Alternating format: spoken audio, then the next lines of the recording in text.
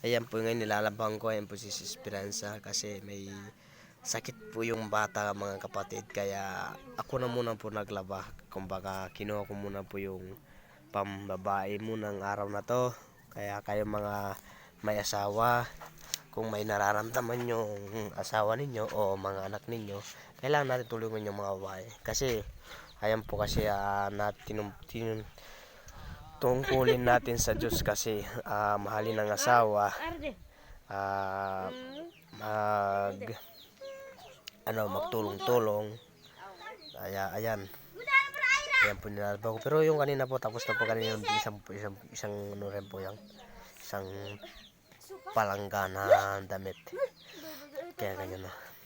Kaya kayo po masasabi ko kung may nararamdaman po yung mga bata ninyo o kaya asawa ninyo, wag nyong patrabuhin muna. Kayo muna gawa sa bahay.